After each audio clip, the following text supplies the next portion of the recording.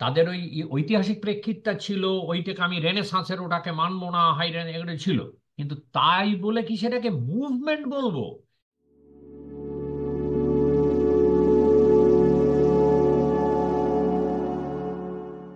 শুরু করছি আমাদের 15 নম্বর প্রশ্ন ভিত্তিক প্রোগ্রাম।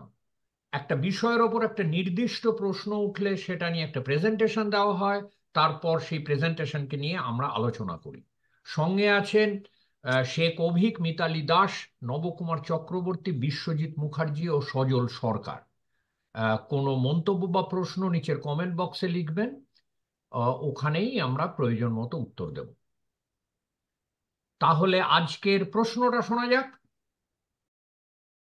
আজকের প্রশ্নটা হলো, আর্ট মুভমেন্ট কি, কি ধরনের সামাজিক এবং সাংস্কৃতিক ও সময়ের নিরিখে একটি আর্ট মুভমেন্টের জন্ম হয়, আর এই আর্ট মুভমেন্ট সার্বিকভাবে কি প্রভাব ফেলে, এবং ইতিহাসে এর গুরুত্ব কিভাবেই বা প্রতিফলিত হয়। প্রশ্নটাকে আমি এভাবে রাখলাম: আর্ট মুভমেন্ট কি ও তার ঐতিহাসিক তাৎপর্য কি? What is art movement and what is it's historical significance? আচ্ছা, আমি কয়টা কথা বলা দরকার। প্রথমত, আর্ট মুভমেন্ট কথাটাকে আমি আর্ট মুভমেন্টই রাখছি। বাংলা করলে কলা আন্দোলন বলা যায়, কিন্তু এটা খুব উদ্ভট শুনতে লাগে। আমার আমার অন্তত উদ্ভট কানে লাগছে। আম, আমার ওই মানে শুদ্ধ বাংলার প্রতি আলাদা করে কোনো আনুগত্য নেই। আহ, বরঞ্চ সাবলীলতাটাই অনেক বেশি জরুরি। তো আর্ট মুভমেন্টই আমি বলবো। এখন আম, এই প্রোগ্রামটা 5টা কি 6টা পর্বে হবে আমি ভেবে দেখলাম। আহ, কেন 5টা কি 6টা বলছি, এই অনিশ্চয়তাটা কোথায় সেটা আসছি। প্রথম আজকের পর্বে এটা হবে ডিটক্স বলবো, সাদা বাংলায় বিষ ঝাড়া। কারণ আর্ট মুভমেন্ট কথাটা, আরো কিছু এরকম কথা আছে যেগুলো আর্টের জগতে যথেচ্ছ ব্যবহার করা হয়। আহ, যা খুশি না জেনে না বুঝে দুমদাম করে যে কোনো গতিবিধিকে আর্ট মুভমেন্ট দাগিয়ে দিলাম, লেবেল মেরে দিলাম, সেরকম হয়। সুতরাং এই আজে বাজে উল্টোপাল্টা ধারণাগুলোকে সরিয়ে কিছু যুক্তিসঙ্গত ধারণাকে রাখা, এটাই হচ্ছে আজকের পর্বের আহ, কাজ। এখানে আমি কিছু ইমেজ দেখাবো, কিন্তু ইমেজগুলো আর্ট মুভমেন্টের নয়। অ্যাকচুয়ালি আর্ট মুভমেন্ট সেগুলো নয় কেন, সেগুলো আর্ট মুভমেন্ট কেন না তার কিছু দৃষ্টান্ত দেখাবো, সেই জন্য আমি ইমেজগুলো দেখাবো। আর তারপরের, এবং আমি শেষ করব আজকে আর্ট মুভমেন্টের একটা লিস্ট দিয়ে, কিন্তু আজকে ওর মধ্যে যাব না। এরপর, এখন ওইখানেই অনিশ্চয়তাটা, আর্ট মুভমেন্টের যে লিস্টটা দেব তার প্রত্যেকটা মুভমেন্টে এর পরের দিন থেকে আমি সংক্ষিপ্তভাবে কিছু বলবো, প্রত্যেকটা মুভমেন্ট নিয়ে কিছু ইমেজ দেখাবো, তার কনটেক্সট এবং মানে ঐতিহাসিক প্রেক্ষিত নিয়ে কিছু বলবো। এবং সেটা কদিন লাগবে? আমার মনে হচ্ছে সেটা 3টে বা 4টে পর্ব লাগবে। যদি 4টে লাগে তাহলে টোটাল হলো 5টা, আর যদি 3টে লাগে টোটাল হলো 4টে আজকেরটা নিয়ে। এবার সেটা হলো, এবার শেষ পর্বে, সেটা 5 নম্বরই হোক 6 নম্বরই হোক, শেষ পর্বে এগুলো হয়ে গেলে পর আমি কিছু প্রশ্ন রাখবো। সে প্রথমত, এই যে পুরো প্রথমের পর্বগুলোর যে আজকেরটা নিয়ে যা দেখবো সেগুলো সবই পশ্চিমের। কারণ আর্ট মুভমেন্টের ধারণাটা ইউরোপ থেকে এসছে, সুতরাং এগুলো সব পশ্চিমের কাজকর্ম দেখবো। এরপর শেষ পর্বে গিয়ে আমি প্রশ্ন রাখবো যে ইন্ডিয়ার মতো দেশে বা অন্যান্য প্রাক্তন উপনিবেশ, আরো দু একটা দেশের নাম করবো, সেখানে আর্ট মুভমেন্টের এই যে ধারণাটা, এটার ভূমিকাটা কি, কিভাবে কাজ করেছে, কোনটাকে আর্ট মুভমেন্ট বলতে পারি, কোনটাকে বলতে পারি না, এই দিকে এইটা নিয়ে একটা একটা প্রশ্ন থাকবে।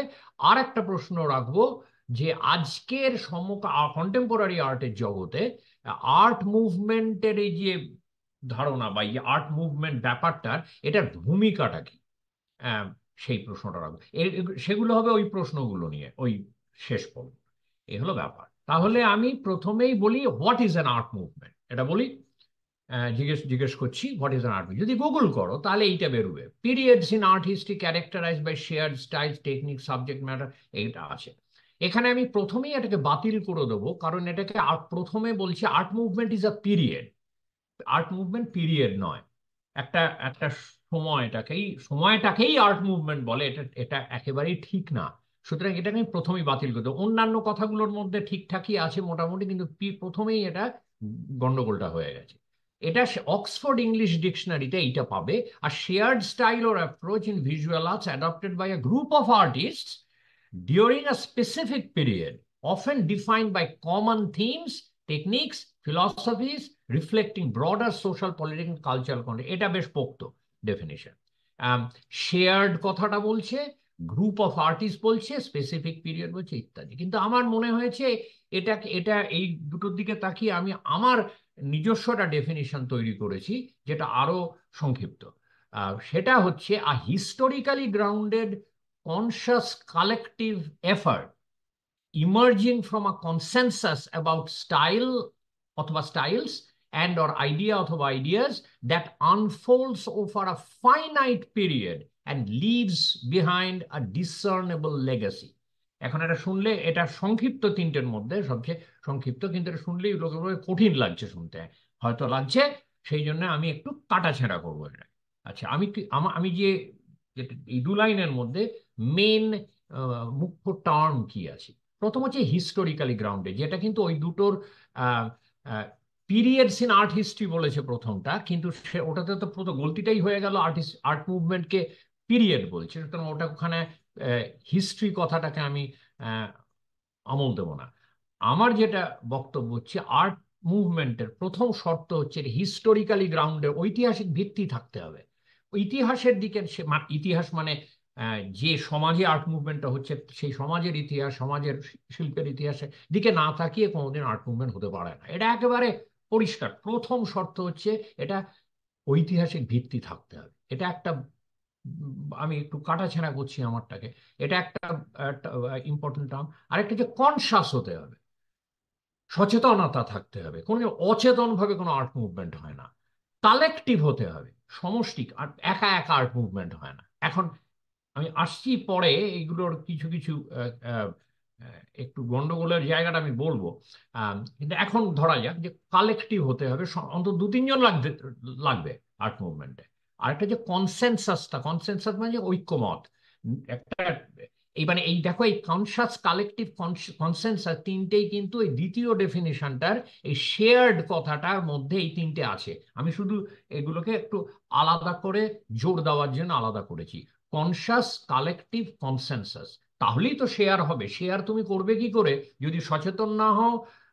সমষ্টি একটা থাকলে, শেয়ার করতে গেলে সমষ্টি লাগে, আর ঐক্যমত না হলে তুমি শেয়ার করবে কি করে? সুতরাং এই এই তিনটে খুব ইম্পর্টেন্ট। এই তিনটেই যাবে শেয়ারের মধ্যে। আর এটা যে ফাইনাইট পিরিয়ড, এখানে দ্বিতীয়টায় বলছে স্পেসিফিক পিরিয়ড, আহ এইখানে প্রথমটায় বলছে এখানে পিরিয়ড তো প্রথমেই গন্ডগোল করেছে, দ্বিতীয়টায় বলছে এই যে স্পেসিফিক। স্পেসিফিক পিরিয়ড মানে নির্দিষ্ট সময়। আর আমি যেটা বলতে চাই, ফাইনাইট পিরিয়ড হচ্ছে নির্ধারিত সময়। নির্ধারিত তফাৎ। নির্দিষ্ট তুমি বল, হ্যাঁ ওই সময়টায় হয়েছিল, এটাতে কোনো ভুল কিছু নেই, কিন্তু আমার মনে হয় এটা অসম্পূর্ণ। কেননা শুধু নির্দিষ্ট বললে হবে না, এটাও বলতে হবে যে ফাইনাইট মানে হচ্ছে তার একটা শুরু শেষ আছে। শেষ মানে ওরম ভাবে কালকে শেষ হলো তা নয়, কালকে শুরু হলো তাও নয়। একটা মোটামুটি একটা মানে একটা জিনিস শুরুর একটা গ্রে এরিয়া আছে, আবার শেষের একটা গ্রে এরিয়া আছে। আহ, এটা বলে ফাইনাইট। সুতরাং ফাইনাইট নির্ধারিতর মধ্যে নির্দিষ্ট রয়েছে, কিন্তু নির্দিষ্টর মধ্যে যে নির্ধারিত থাকবে তার আহ, আহ, আহ, কোনো মানে নেই। সেই জন্য আমি ফাইনাইট কথাটা এখানে দিয়েছি। শুধু স্পেসিফিক বললে আমার কাছে মনে হয় অসম্পূর্ণ। তাহলে হলো historically grounded, conscious, collective, consensus, finite, এবং সবচেয়ে বড় আরেকটা জিনিস যেটা আমি ভেবেছি অন্য এই দুটোর মধ্যে নেই, ডিসার্নেবল লেগেসি, উত্তরাধিকার। আর্ট মুভমেন্টের একটা বড় পরিচয় হচ্ছে যে এটা উত্তরাধিকার রেখে যায়, এবং যে উত্তরাধিকার ডিসার্নেবল মানে হচ্ছে যেটাকে চেনা যায়, আমি আইডেন্টিফাই করতে পারবো এমন উত্তরাধিকার আহ, আহ, রেখে যায়। এই শর্তগুলো আমার কাছে আর্ট মুভমেন্টের সংজ্ঞা।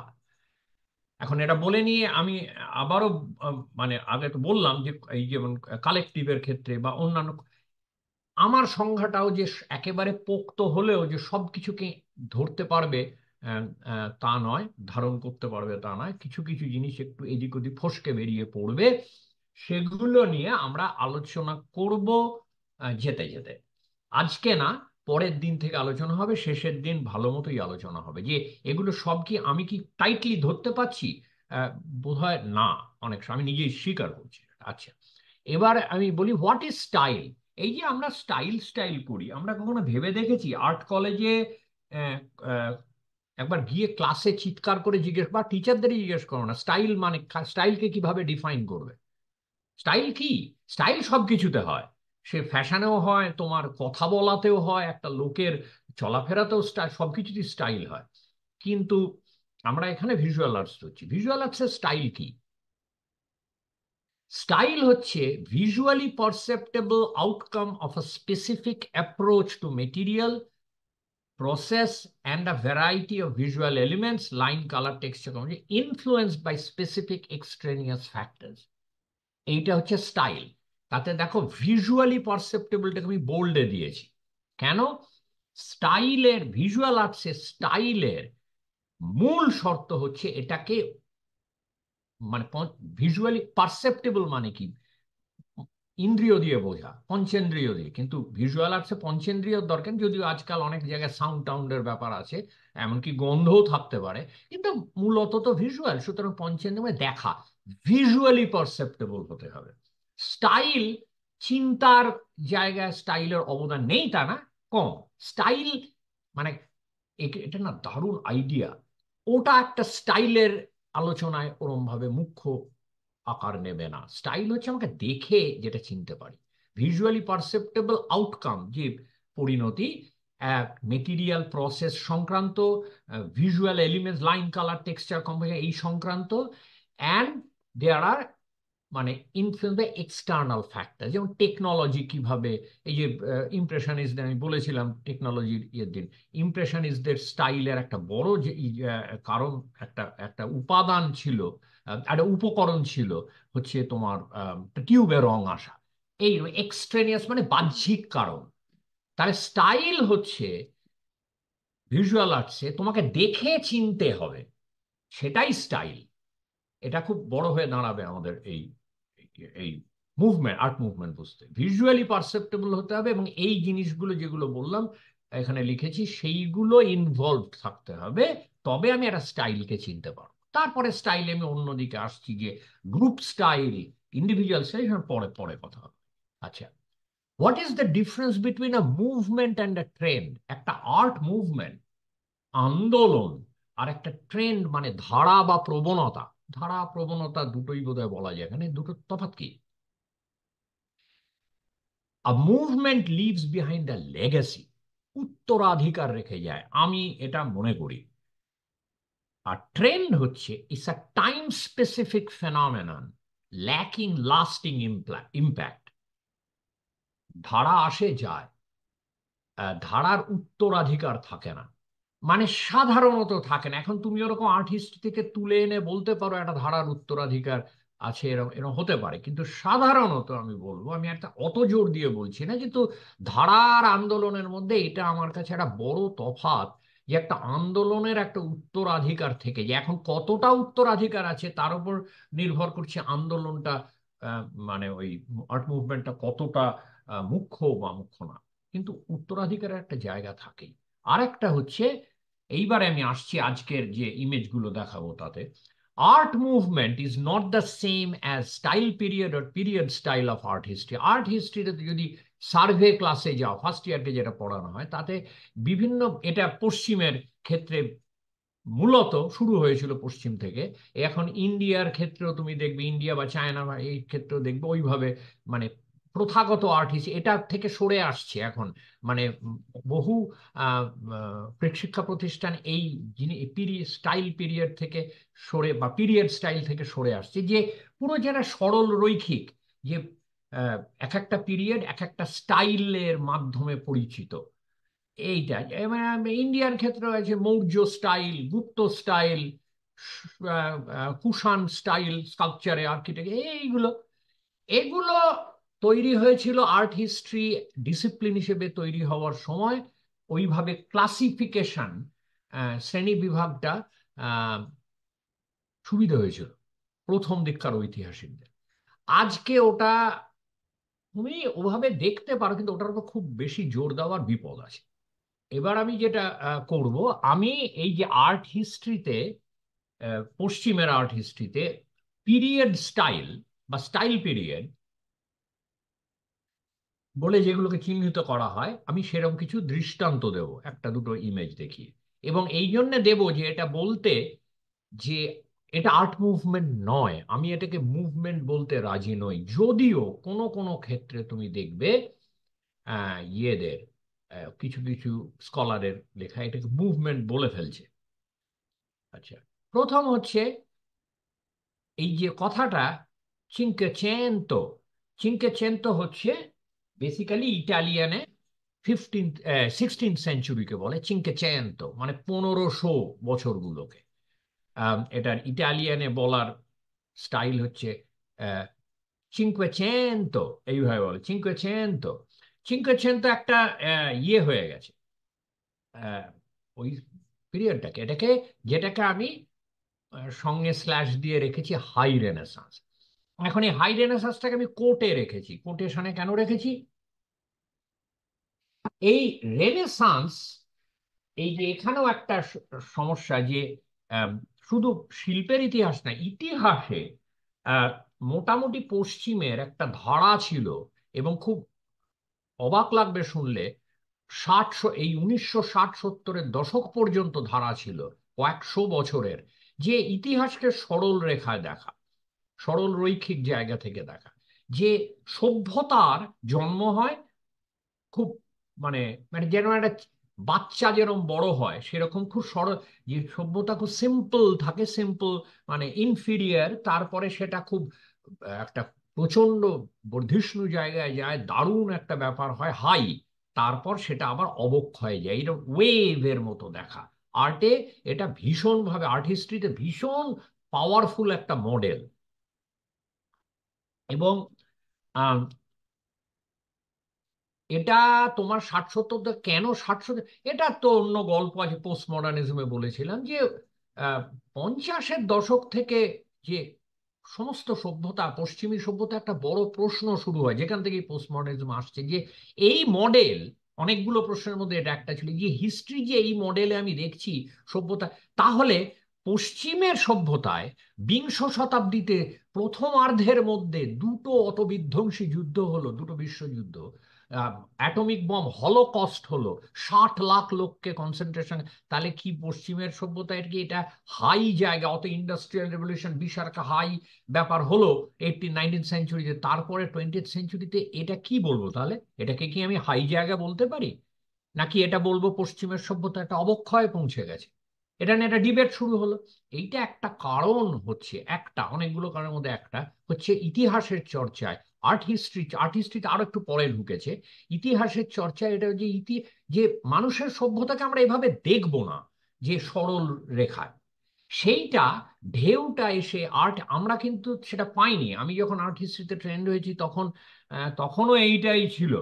এটা আর্ট হিস্ট্রিতে গত 25-30 বছরে, 25 বছরে আমি বলবো 90s থেকে এই ধাক্কাটা লেগেছে, যে আর্ট হিস্ট্রিকে ওরকম ভাবে এই রেনেসান্সকে, আর্লি রেনেসান্স, হাই রেনেসান্স, আবার লেট রেনেসান্স, এই জায়গা থেকে আমি, যেমন তার আগে মধ্যযুগকে বলা হতো, মিডল মিডল এজেসকে বলতে ডার্ক এজেস, মানে অন্ধকার যুগ।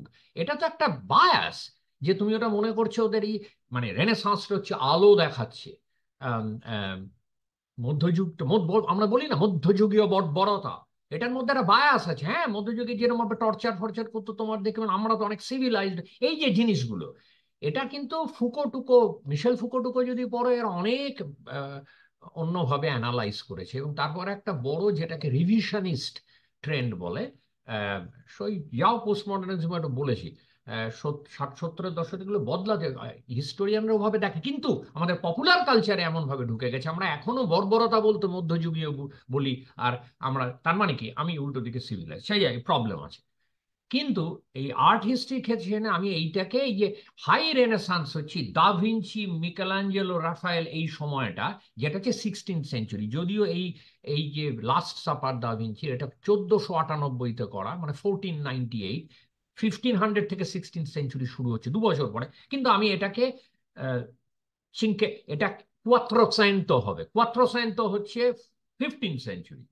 এটা টেকনিক্যালি তার মধ্যে পড়ে, কিন্তু এটার যা দেখছি আমরা এই ছবিটা, যদিও খুবই ড্যামেজড, এটা তুমি ফ্রেস্কো, এটা চিনকেচেন্তোর মধ্যে, বা যেটাকে আমি আমি আমি আহ, ছাত্র থাকার সময় যেটাকে বলা হয়েছিল হাই রেনেসান্স স্টাইল, তার সবগুলো জিনিসের মধ্যে আছে না। আমি এটাকে চিনকেচেন্তোর মধ্যেই ধরছি। আহ, তা কি আছে এর মধ্যে, আমি প্রত্যেকটা যে দেখাবো তার মধ্যে আমি একটা করে একটা টার্ম দিচ্ছি। যেখানে এখানে দিচ্ছি কিয়ারস্কিউরো। অন্য অনেক টার্ম আছে এই এই জিনিসগুলোর সঙ্গে, এক একটার সঙ্গে জড়িত, কিন্তু আমি এটাকে একটাই আনছি, জাস্ট একটা আমি বেছেছি। কিয়ারস্কিউরো কি, এই যে মডেলিং, মধ্যযুগে ফ্ল্যাট হয়ে গিয়েছিল শরীরের বা ঘরের যে এক প্রথমত 1 পয়েন্ট পার্সপেক্টিভ, সেটাও আমি দিতে পারতাম। 1 পয়েন্ট পার্সপেক্টিভের একেবারে নিখুঁত অ্যাপ্লিকেশন প্রয়োগ রয়েছে এখানে। আর এছাড়া হচ্ছে এই যে আলো ছায়া, এখানে ড্যামেজ বলে বোঝা যাচ্ছে না, কিন্তু অসাধারণ আলো ছায়ার এ ছিল। বহু লেখা হয়েছে এই নিয়ে। আহ, মানে যেসব যে হাই রেনেসান্সে, যেগুলোতে একেবারে মানে যে যে দক্ষতাগুলো, যে উপাদানগুলো একেবারে উচ্চ শিখরে পৌঁছেছে, তার একটা উদাহরণ হচ্ছে এটা। আম, আমি কিউরোস্কিউরোটা দিলাম, ঠিক আছে। আম, তা এই চিনকেচেন তো হচ্ছে একটা পিরিয়ড স্টাইল। আমিও যখন আমি পড়া তো দূরের কথা, আমি যখন পড়িয়েছি প্রথম 25 বছর আগে যখন, বা তারও আগে, আমি যখন গ্রাজুয়েট স্টুডেন্ট থাকাকালীন টিচিং অ্যাসিস্ট্যান্ট, আমি তো এরম এরম ভাবেই পড়ি, পিরিয়ড স্টাইল শোনো, এটাকে চিনকেচেন তো বলে। হাই রেনেসান্স, এটা হচ্ছে এই ছবি আর না হাই রেনেসান্সের প্রতীক পড়ে। আচ্ছা, বা এটা রাফায়েল, এটা হচ্ছে 16th সেঞ্চুরি একদম প্রথমে। কি দেখতে পাচ্ছি, উইন্ডো ভিউ, 1 পয়েন্ট পার্সপেক্টিভ, চিয়ারস্কিউরো, হাতের মডেলিং, পিরামিডের এই যে কম্পোজিশনাল যে পিরামিড, এই যে ম্যাডোনা পিরামিড হয়ে বসে আছে একটা, এই যে এখানে আছে তোমার এই যে জিসাসের এখানে মাঝখানে একটা পিরামিডাল শেপ, ওটা হচ্ছে মানে একদম গোল্ডেন রুল কম্পোজিশনে, পিছনে দূরে অ্যাটমসফিয়ারিক পাস, ইত্যাদি ইত্যাদি। এটাকে আমি, এখন দেখো রেনেসাঁসের সময়, রেনেসাঁসের স্কলাররা বলে যে রেনেসাঁসের এই, এটা সময়ের দিক থেকে রেনেসাঁস ছিল 200 বছর। 16th সেঞ্চুরি, 16th সেঞ্চুরির ম্যাক্সিমামটা জুড়ে, ফিফটিন অনেকটা সময়। এটা সময় কোনো মুভমেন্ট অতদিন চলতে পারে না। এটাকে মুভমেন্ট বলবে, সমষ্টিগত যদি বলো, স্কলাররা বলে ওই সময় যেসব এই যে বিভিন্ন জেনারেশন, তিন চারটে জেনারেশন দেখছো আর্টিস্টদের বা ইন্টেলেকচুয়ালদের, এদের কিন্তু একটা সচেতনতা ছিল যে কিছু একটা ঘটছে, আমাদের একটা অন্যরকম সময়। কিন্তু সেই সচেতনতাটা একটা আন্দোলনের, মানে কতটা কনসেন্ট্রেট, মানে কতটা ক্রিস্টালাইজড ছিল মাথার মধ্যে, হ্যাঁ, ঘনীভূত হয়েছিল কতটা, যে এটাকে একটা আন্দোলন বলা যায়, এটা আমি শিওর নই, এবং স্কলাররাও শিওর নয়। আমি এটাকে আন্দোলন বলতে রাজি নই, মানে আর্ট মুভমেন্ট বলছি না, আমি এটাকে পিরিয়ড স্টাইল বলছি। হ্যাঁ, এটা জেনে রাখা ভালো। আচ্ছা, স্কাল্পচারে তুমি দেখো, আমি স্কাল্পচারে একটা টার্ম দিচ্ছি কন্ট্রাপস্ট। এই যে মিকেলাঞ্জেলো ডেভিড, এটা মানে হাই রেনেসান্স, আমি হাই রেনেসান্স কোটে রাখছি, তবু এই মানে সরল রৈখিক গতিতে, সরল রৈখিক ধারায় দেখলে ইতিহাসকে এই কন্ট্রাপস্ট পাচ্ছি, যেটা তোমার গ্রিক ইয়েতে শুরু হয়েছে, কিন্তু মধ্যযুগে এটা করা হতো না। এই যে ডান দিকের পায়ের ওপর ভর দিয়ে, শরীরের ভারটাকে ডান দিকে দিয়ে একটু টিল্ট করে বাঁ পাটা রিল্যাক্স, এইটাকে কন্ট্রাপস্ট বলে। এটা অ্যানাটমির দিক, অ্যানাটমিক্যালি এটা একটা বিরাট স্কাল্পচারের পরিবর্তন।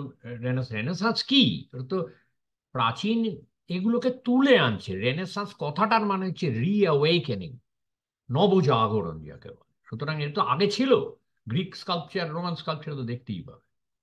আম, আবার দেখো, ইতিহাসের যে কোনো ইতিহাস, আর্টিস্ট হিস্ট্রি তো বটেই, দুরকম ভাবে দেখা যায়। এটা বোধহয় কোনো একটা প্রোগ্রামে বলেছিলাম, ডায়াক্রনিক আর সিনক্রনিক। ডায়াক্রনিক হচ্ছে সময়ের বেসিসে দেখা, কোন সময় কি পরপর। কিন্তু সেটা দেখার প্রবলেমটা হচ্ছে এক একটা সময় আবার বিভিন্ন জায়গায় তো বিভিন্ন রকম হচ্ছে। সিনক্রনিক হচ্ছে সেইটা, যে একটা পার্টিকুলার সময়ে তুমি এখানে কি হচ্ছে, ওখানে কি হচ্ছে, ওখানে কি হচ্ছে, এভাবে দেখা। তাই ইতিহাসে ডায়াক্রনিক আর সিনক্রনিক দুটোকে একসঙ্গে করা ভীষণ কঠিন। আজকে যদি সার্ভে, আর্ট হিস্ট্রির মোটা মোটা সার্ভে বইগুলো দেখো, দেখবে এরকম যে 16th সেঞ্চুরি, আচ্ছা ইটালিতে কি হচ্ছিল, এখানে কি হচ্ছিল, এখানে করতে চেষ্টা করে। ওই সময় ইন্ডিয়ায় কি হচ্ছিল, এগুলো করতে চেষ্টা করে, কিন্তু এটা করা খুব মুশকিল, কনফিউজিং হয়ে যায়। এই যে ধরো রেনেসান্সের কথা, কোন রেনেসান্স? এটা ইটালির রেনেসান্স। ইটালিয়ান রেনেসাঁসটা একটা ওই ভিড় ঠেলে আগে এসে গেছে, ইটালির রেনেসাঁস সাদার্ন ইউরোপে। কিন্তু নর্দার্ন ইউরোপে তোমার যেটাকে আজকে আমরা বলি নেদারল্যান্ডস, ডাচ আর কি, বা ফ্ল্যান্ডার্স, যেটা হচ্ছে নেদারল্যান্ডসের সাদার্ন নেদারল্যান্ডস, যেটাকে এখন হচ্ছে বেলজিয়াম আর এখনকার ফ্রান্সের কিছুটা অংশ ফ্ল্যান্ডার্স বলতো। হ্যাঁ, বা জার্মানি প্রোটেস্টান্ট, জার্মান আর্ট, এগুলোর রেনেসাঁস ছিল। কিন্তু এদের রেনেসাঁসের ক্যারেক্টারটা, এদের ওই লো হাই ওভাবে ধরা হয় না। নর্দার্ন রেনেসাঁসের কতগুলো ক্যারেক্টার ছিল, তার মধ্যে প্রথম, আমি ক্যারেক্টার বলতে তো শুধু ওই উপাদান বলছি না, আমি টেকনিক নিয়েও বলতে পারি, মাধ্যম নিয়েও বলতে পারি। অয়েল পেন্টিং, ওরা ফ্রেস্কো করতো ইটালিয়ানরা, ভেনিসের লোকেরা, ভেনিসিয়ান পেন্টাররা বাদ দিয়ে, ভেনিসিয়ান পেন্টাররা অয়েল পেন্টিং করতো ইটালিতে হলেও। কারণ ভেনিস হচ্ছে জানো ওই খালের ওপর, খালের ওপর জল বেশি, ওখানে নোনা ধরে যায় ফ্রেস্কোতে। সে ওরা অনেক আগে এদের কাছ থেকে, এই নেদারল্যান্ড ডাচ আর্টিস্টদের কাছ থেকে অয়েল পেন্টিংটা শিখেছিল। কিন্তু অয়েল পেন্টিং এর জন্ম হচ্ছে এই নর্দার্ন ইউরোপে। এই এই, তা এরা অয়েল পেন্টিং করছে, এরা এরা পার্টে করতে, ট্রিপটিক, তিনটে পার্ট, এটাকে ফোল্ড করা যায়, এটা অল্টার পিস। এরা ওই একটা একটা পেন্টিংও করতো, কিন্তু ম্যাক্সিমাম যদি কোনো ধর্মস্থানের জন্য করতো, ওই ট্রিপটিক করতো। আর হচ্ছে এদের এই ওয়ান পয়েন্ট পার্সপেক্টিভ ওভাবে এরা অ্যাপ্লাই করে। ওয়ান পয়েন্ট পার্সপেক্টিভ এর পার্শিয়াল অ্যাপ্লিকেশন আছে, প্রয়োগ আছে, কিন্তু এদের তুমি দেখতে, আমি এটার মধ্যে, এটা অত্যন্ত জটিল একটা পেন্টিং, এটা নিয়ে সারাদিন কাটিয়ে দেওয়া যায়। আমি এটার মধ্যে যেতে চাই না, শুধু দেখছো কি রকম ভাবে এরা ইয়ে করছে এটাকে, দুম করে দেখে মাল্টি পয়েন্ট পার্সপেক্টিভ, ও এ তো ইন্ডিয়ান মিনিয়েচারের সঙ্গে মিলেছে বলে লাভ নেই। এগুলো, এটা যদি, এটা বড়, দেখো না, এটা 7 ফুট বাই 3.5 ফুট এরকম। আহ, এটাকে যদি বড় করে ডিটেল দেখায়, এই নিয়ে সারাদিন কেটে যাবে। তো বুঝতে পারছো, এটা ইটালিয়ান ফ্রেস্কো, যে যা দেখলে, যে আগের ওই, উদাহরণ থাকলে সেরকম নয়। এখানে হিউম্যান ফিগার ইলংগেটেড, এরা এরা কিয়ারাস্কিউরো ব্যবহার করে, খুব বুঝে, আছে কিয়ারাস্কিউরো কিন্তু বুঝে, ইত্যাদি। এদের কিন্তু অন্য রেনেসান্স, এদের নর্দার্ন রেনেসান্স বলা হয়। আগে শিকারি করা হতো না। আজ থেকে 50 বছর আগে যে বই লেখা হয়েছে, তাতে আর্ট, মানে এই রেনেসান্স বলতে এইটাই তো হয়। আমরা রেনেসাঁ ডায়াক্রনিক যাচ্ছি সময়ে। ইটালি, ইটালি থেকে আবার দেখবে আমরা সরে আসব পরের পিরিয়ড স্টাইলে গিয়ে আবার একটু অন্য দেশ দেখবো। এইরকম একটু আনইভেন, অসম ব্যাপার হয়। তাই নর্দার্ন রেনেসাঁসকে আলাদা করে স্টাডি করা হতো না, ওদেরকে রেনেসাঁস চ্যাপ্টারে রাখাই হতো না। এখন রাখা হয়, কিন্তু তাতেও এই পিরিয়ড স্টাইলের অস্বস্তি আছে আর কি। তা আমি যেটা দেখাতে চাই যে রেনেসাঁস বলতে আমি ওয়ান পয়েন্ট পার্সপেক্টিভ, কিয়ারোস্কিউরো, আমরা যে কন্ট্রাপোস্ট, এগুলো যদি বুঝি, তাহলে কিন্তু তোমার নর্দার্ন রেনেসাঁস বুঝতে অসুবিধা হবে। কারণ ওই রেনেসাঁসটা হচ্ছে ইটালিয়ান রেনেসাঁস। কিন্তু এটা সেই জন্য দেখিয়ে রাখি। এখানে তুমি যদি দুটোর মধ্যে দেখো কম্পেয়ার করে, এটা নিচেরটা ইটালিয়ান রেনেসাঁস, ওপরেরটা নর্দার্ন রেনেসাঁস, একদমই আলাদা। তার উপকরণ, উপাদান, এটা ফ্রেস্কো, ওটা অয়েল পেন্ট, পুরোই আলাদা। এবং যেভাবে দাভিঞ্চি যেভাবে একদম ম্যাথমেটিক্যাল পার্সপেক্টিভ অ্যাপ্লাই করছে, জিসাস হচ্ছে ভ্যানিশিং পয়েন্টে মাঝখানে, ইত্যাদি ইত্যাদি। ওই যে পিরামিডাল শেপ কম্পোজিশনে সেটা নেই ওপরেরটায়, ইত্যাদি। সুতরাং এর মধ্যে মুভমেন্ট, আমি এটাকে বলতে আমার আপত্তি। এইবারে একটা জিনিস আসছে যেটাও অ্যাকচুয়ালি 16th সেঞ্চুরিতেই ইটালিতেই হয়েছে, কিন্তু সেটাকে তো বলা হয় না। কিন্তু তো বলতে ওই যে প্রথা দাভিঞ্চি, রাফায়েল, মাইকেলাঞ্জেলো, ওই ব্যাপারগুলো, ওদের ব্যাপারগুলো তো এটাকে বলা হয় ম্যানারিজম। এটার যে টার্মটা আমি দিচ্ছি সেটা হচ্ছে মানিয়েরা। মানিয়েরা মানে ইটালিয়ানে হচ্ছে তোমার নিজস্ব স্টাইল, তোমার ম্যানার। কিন্তু এই ম্যানারিজম কথাটা ইংরেজিতে আমাদের খুব বায়াস ব্যাপার হয়ে গেছে। আমরা ওটা ম্যানারিজম আছে, এই অভিনেতা দাঁত চেপে কথা বলে বা এরকম একটা শাহরুখ খানের হাসি, আমরা খুব একটা, খুব দোষ না দিলেও একটা খুব ইতিবাচক ইঙ্গিত নয়, একটু সমালোচনার জায়গা আছে ম্যানারিজম। কিন্তু ম্যানারিজমের এবং এই যে মানিয়েরা থেকে ঠিক ম্যানারিজম যে ইংরেজিতে হয়েছিল ট্রান্সলেট এই এই ছবিগুলোর ক্ষেত্রে, এখানেও ওইটা ছিল। এবার কি হচ্ছে এই ছবিগুলো, এই এটা হচ্ছে ওই 16th সেঞ্চুরিতেই, যখন হচ্ছে ওই হাই মিকেলাঞ্জেলোর ওই সময়টা চলছে, একটা গ্রুপ গ্রুপ অফ, ওরম ভাবে গ্রুপ না যে সংঘবদ্ধ হয়ে, কিন্তু একটা ধারা চলতে থেকেছে প্রায় গোটা 16th সেঞ্চুরিতে, যেখানে অদ্ভুত অন্যরকম রং, কম্পোজিশন, প্রপোর্শন, পার্সপেক্টিভ অন্যরকম। তুমি দেখো এই যে যিশুকে বেসিক্যালি কবর দিচ্ছে ক্রুশ থেকে না, ক্রুসিফিক্স থেকে নামিয়ে, তুমি শরীরটা দেখো, ওপরের পোর্শন কি বিশাল, মানে লম্বা। আচ্ছা, এই লোকটা যে বসে আছে এরম ভাবে কেউ এই যে মাটিতে তার বুড়ো আঙুল ঠেকে, আঙুলগুলো ঠেকে তার এই এই ভার রাখতে পারে সে? এটা কি সম্ভব? হ্যাঁ, এইখানে তুমি যদি দেখো এই লোকগুলোর, এই যে এই লোকটা ডান দিকের যে লোকটা, তার কোথায় পা ফা কোথায় নেই নাকি? এই অদ্ভুত একটা, এই লম্বা গলা, হাতের কোনো ভাত লম্বা, আর হচ্ছে কালার এই পিঙ্ক আছে, অদ্ভুত ব্লু আছে, মানে জিনিসগুলো একটা উদ্ভব, মানে তখনকার ওই যদি চিনকে চেন তো দেখো, উদ্ভট। এবং এই উদ্ভট জায়গাটাকে আহ, এই এই আর্টিস্টদের বলা হতো মানিয়ের, মানে এরা একটা মানে এটা কি ওই high Renaissance, quote unquote high রেনেসান্সের বিরুদ্ধে একটা রেবেলিয়ান ছিল, কিছুটা ছিল, কিন্তু এদেরও একটা মার্কেট ছিল, এদের কিন্তু এগুলো চার্চ ফার্চে আছে। সবাই পছন্দ করতো না, কিন্তু কিছু এদের এই যে ওই অফিসিয়াল যে স্টাইল, এইটার বিরুদ্ধে একটা বিদ্রোহের জায়গা ছিল। সেটা কিন্তু ইংরেজিতে যে ম্যানারিজম কথা, এটা হচ্ছে স্কলাররা এটাকে যেমন ওই যে সরল রৈখিক বললাম, মধ্যযুগকে যেরকম অন্ধকার যুগ বলা হতো, এইটাকে খুব ভালো চোখে দেখা হতো না। এটা আরেকটা দেখাই, এটা হচ্ছে পারমাজিয়ানিনোর করা। তুমি দেখো ম্যাডোনা উইথ দ্য লং নেক, তুমি এই ম্যাডোনার গলাটা দেখো। এক, দুই হচ্ছে এটা যদি বাচ্চা যিশু হয়, তার তুমি সাইজটা দেখো বাচ্চাটা, বিশাল। তারপরে হচ্ছে এইখানে একটা থাম্বা এসে শেষ হয়ে গেছে, এর কোনো আর করে থাম্বাটার মানেটা কি? এখানে একটা, এখানে একটা কোনো সিম্বলিক একটা লোক একটা স্ক্রোল খুলে ধরেছে, এই যে বাচ্চাগুলো এখানে একজনের একজনের পা বেরিয়ে রয়েছে, এগুলো জাস্ট রাফায়েল মিকেলাঞ্জেলোর ছবিতে ভাবতেই পারো না। হ্যাঁ, কিন্তু ওই সাবজেক্ট ওই, এইখানে ওই যে পার্সপেক্টিভ, পেছনে উইন্ডো ভিউ, একটা দূরের জিনিস দেখে না, এখানে একটা ড্রেপারি ম্যাপারে ঝুলছে, এখানে আবার এই এখানে দেখো, এগুলো কি একটা আর্কিটেকচারাল একটা ফর্ম, কিন্তু মনে হচ্ছে যেন কালার জাস্ট লাগিয়ে দেওয়া। দাঁড়া, এই যে এইটা হচ্ছে উফিৎজি গ্যালারিতে আছে, ফ্লোরেন্সে, এটা আমি আমার তোলা ওখানে। এটা স্কেলটা বুঝতে পারছো? এবার তুমি দুটোর মধ্যে তফাৎ করো, মানে তুলনা করো। এটা একই, এটা হচ্ছে 1506, আর এটা হচ্ছে 1534, ঠিক আছে, এটা কদিন বাদে, কিন্তু ওই একই সময় তো, 25 বছরের এদিক ওদিক, একই সাবজেক্ট মোটামুটি। এটা ম্যাডারা এখানে হচ্ছে ইয়ে তোমার আহ সেন্ট জন আর যিশু, আকাশ পাতাল তফাৎ।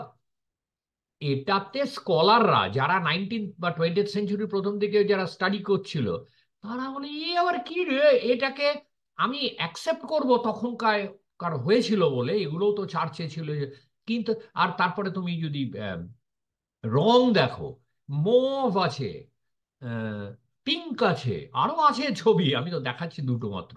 উম, বললে এটাকে অ্যাকসেপ্ট করব, কিন্তু এটাকে আমরা ওই একটা একটা কি বলবো, একটা অ্যাবনর্মালিটি ধরা যাক 16th সেঞ্চুরি, সেইভাবে ধরবো। এটা হচ্ছে ম্যানারিস্ট, ম্যানারিস্ট স্টাইল। এটাই ম্যানারিস্ট স্টাইল, যে ওই অফিসিয়াল যে একদম সে একদম ধরে সেই পিরামিড, তার 1 পয়েন্ট পার্সপেক্টিভ, কিয়ারস্কিউরো, এগুলোকে আমি অনেকটা ঘেঁটে দেবো। হ্যাঁ, প্রপোর্শন, কোথায় মাথা থাকলে কোথায় পা, ঘেঁটে দেবো। এটাকে কি আমি মুভমেন্ট বলতে পারি? এইখানে আমার একটু ইয়ে আছে যে পিরিয়ড স্টাইল, ম্যানারিজমের ক্ষেত্রে আহ, আমার এটাকে হয়তো, আমি এটা নিয়ে এক্সপার্ট নই, এটাকে হয়তো মুভমেন্ট একটা খুব ব্যতিক্রম। কারণ আমি বলবো পরে, মুভমেন্ট ব্যাপারটাই হচ্ছে আধুনিক। সেই জন্য এইখানে যদি মুভমেন্ট বলে একটা ব্যতিক্রম হবে, তবে হয়তো মুভমেন্ট হিসেবে এটাকে আমাকে, মানে আমি আমার এই যে নলেজ এই ম্যানারিজম বা এইগুলো নিয়ে, এটা আমার মানে আন্ডার গ্রাজুয়েট পড়ানোর নলেজ, আমি তো আর এই ব্যাপারে স্কলার নই, মানে স্পেশালাইজ নয়। এটাকে হয়তো ম্যানারিস্টকে হয়তো মুভমেন্টের দিকে একটা যুক্তি দেওয়া যেতে পারে। এটা কিন্তু ওই ওই সময়ই 16th সেঞ্চুরিতে। এইবার আসছে লেট 16th সেঞ্চুরি থেকে আর্লি 18th সেঞ্চুরি, প্রায় 150 বছর পর্যন্ত, যেটাকে আমরা বলি বরোক। বরোক, বারোক পিরিয়ডটা, স্টাইল পিরিয়ড বা পিরিয়ড স্টাইল, এটা হচ্ছে যখন হাই রেনেসান্সের যে চিঙ্কেচেন্তো, এটারও একটা নাম আছে 17th সেঞ্চুরিতে, মাঝখানে তো দেখছো লেট 16 থেকে আর্লি 18, মাঝখানে পুরো 17th সেঞ্চুরি আর কি, মানে 1600, ষোড়শ শতক। আম, না, ষোড়শ শতক না, এটা সপ্তদশ শতক হবে, 17th সেঞ্চুরি। এটারও একটা নাম আছে, সেই চেনতো বলে ইটালিতে। যাই হোক, আমি ওটা ওদিকে আর যাচ্ছি না, শুধু চিঙ্কে চেনতোটা শুধু দিলাম। তো এখানে সব ওই ইয়ের হাই রেনেসাঁসের যে উপাদানগুলোকে, ওগুলোকে অনেক এক্সপেরিমেন্ট করা হচ্ছে, কিন্তু ম্যানারিস্টদের মতো ওইভাবে না। এখানে আমি একটা টার্ম দিলাম, টেনেব্রিজম। সেদিন আমি একটা ইউটিউবে একটা ভিডিও দেখছিলাম এই বরফ নিয়ে, তাতে টেনেব্রিজম না বলে বলছে কিয়ারস্কিউরো। এটা ভুল না, এটা মিসলিডিং। কেন না, দাঁড়াও, এই টেনেব্রিজম হচ্ছে কিয়ারাস্কিউরোর তীব্র সংস্করণ, এটা কিয়ারাস্কিউরো। কিন্তু কিয়ারাস্কিউরো বললে এখানে হয় না, এটা আলাদা নাম আছে, টেনেব্রিজম। এটা হচ্ছে কিয়ারাস্কিউরোর তীব্র সংস্করণ, ইন্টেন্সিফাইড। অর্থাৎ কি, আমি পরে তুলনায় দেখাচ্ছি। এখানে দেখছো আলো ছায়া কন্ট্রাস্ট, একটা জায়গা থেকে একটা আলোর একটা ছোট্ট একটা রিফ্লেকশন পড়ছে। এম, মানুষের জেসচার অনেক বেশি ভিগারাস, অদ্ভুত। এখানে দেখো, এখানে হচ্ছে যে কলিং অফ সেন্ট ম্যাথিউ, এখানে যিশু দাঁড়িয়ে রয়েছে অন্ধকারে, ওরকম সেন্ট্রাল কিছু নেই। এখানে যিশুর মাথার যে জ্যোতি হেলো থেকে বুঝতে পারছি যিশু সেন্ট ম্যাথিউকে ডাকছে। মানে যাই হোক, এটা বাইবেলের গল্প। এই যে তুমি তোমায় ডাকছে, এই হাতটা এরকম করা, এইদিকে ম্যাথিউ বলছে, কে, আমি, আমায় ডাকছো? এইখানে পয়সা গুনছে, কারণ হচ্ছে ম্যাথিউ ছিল ট্যাক্স কালেক্টর। এই যে এখানে দেখো কিরকম এক একজনের এক এক করে, এরা দেখছেই না, এই ছেলেটা দেখছে, এ দেখছে, এ দেখছে, কিন্তু এরা দেখছে। এই যে নানান রকমের অ্যাটেনশন, নানান রকমের, এবং মনে হচ্ছে একটা মোমেন্টকে ধরছে। আর এই আলো ছায়ার যে তীব্রতা, এইটাকে বলে টেনেব্রিজম। বারক কথাটা কেন, বারক কথাটার মানে হচ্ছে, দেখবে বারক কথার অন্য জায়গাতেও ব্যবহার করা হয়, ইটস আ বারক থিং। বারক মানে হচ্ছে যেটা নর্মালের বাইরে। ম্যানারিজমকেও ওকে ম্যানারিজম বলা হয়েছিল। বারক এইগুলো কিন্তু নামগুলো কিন্তু তখন ছিল না, এটা মাথায় রেখো। নামগুলো পর, এই যতগুলো নাম বলছি পিরিয়ড স্টাইল, এগুলো সমস্ত 19th সেঞ্চুরি থেকে দেওয়া হয়েছে। 19th সেঞ্চুরি থেকে বারককে বারক বলা, এই চিঙ্কেচেন্তো বা ম্যানারিজম, এগুলো 19th সেঞ্চুরির টার্ম। তা বারক কেন বলা হতো? বারককে যখন ওই হাই রেনেসান্স যেটাকে বললাম তার সঙ্গে মিলিয়ে দেখলে এটাকে খুব অদ্ভুত লাগতো দেখতে। যদিও এটাকে, সেই জন্য এটাকে নাম, যে বারক মানে হচ্ছে গ্রোটেস্ক, মানে অদ্ভুত একটা ব্যাপার, কিম্ভূত, যেটাকে আমরা বাংলায় বলি কিম্ভূত। এটাও বারক কথাটাও কিন্তু সম্মানজনক নাম নয়, কিন্তু ওটা টিকে গেছে অনেক আর্ট মুভমেন্টের ক্ষেত্রেই, তাই আমরা আসবো ওগুলোতে। আর বারক বলতে আরেকটা জিনিস বোঝায়, অদ্ভুত একটা জিনিসকে বোঝায়। বারক হচ্ছে মানে একটা মুক্ত, ওই যে ঝিনুকের মধ্যে মুক্ত হয়, এই মুক্ত, যে মুক্ত পুরো একদম নিটোল হয় না, যেটা মানে এবড়ো খেবড়ো ব্যাপার থাকে, সেটাকে বলে বড়। সেটার নাম হচ্ছে বড়। Misshaped pearl. কেন? ঝিনুকের মুক্ত, ঝিনুক খুললেই মুক্ত হচ্ছে, তুমি নিটোল হবে, সেটাই মুক্তোর বিউটি। যে মুক্ত অনেক সময় দুর্লভ, এক একটা হয় না, সেটাকে বলে বলে বড়।